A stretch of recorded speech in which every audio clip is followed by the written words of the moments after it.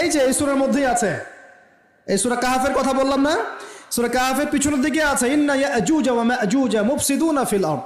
যুলকারনাইন বাদশার কথা পড়বেন, তিনি এই যে দেয়াল নির্মাণ করে দিয়েছিলেন লোহা এবং তামা দিয়ে, মনে আছে পড়েছেন?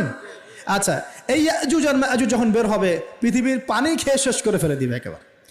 এর এত বেশি হিংস্র হবে যে এদের সাথে লড়াই করার মতো ক্ষমতা কোনো মানুষেরই থাকবে না। এমনকি ঈসা আলাইহিস সালামেরও নয়।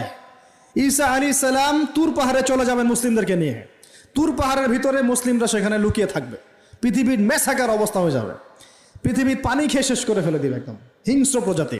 তখন ঈসা আলাইহিস সালাম আল্লাহর কাছে দোয়া করবেন, আল্লাহ এই বিভৎস জাতিকে ধ্বংস করো। আল্লাহ রাব্বুল আলামিন তখন ওই ইয়াজুজ আর মাজুজের এই কাঁধে, ঠিক কাঁধের মাঝখানে একটা ভাইরাস জন্ম দিবেন। কি জন্ম দিবেন? ওই যে বলি না মহামারীর ভাইরাস, অমুক ভাইরাস তমুক ভাইরাস, এই ভাইরাস আরও সামনে আছে বাকি এখন। ওই ভাইরাসে, ওই পোকায়, ওই ব্যাকটেরিয়া বা যেটাই হোক আল্লাহ পাক যাই দিবেন, এতে করে ইয়াজুজ আর মাজুজের পুরো প্রজাতি ধপ ধপ ধপ ধপ করে মারা যাবে। মানে এটা ছোঁয়াচে রোগ হবে। কি রোগ হবে? ছোঁয়াচে।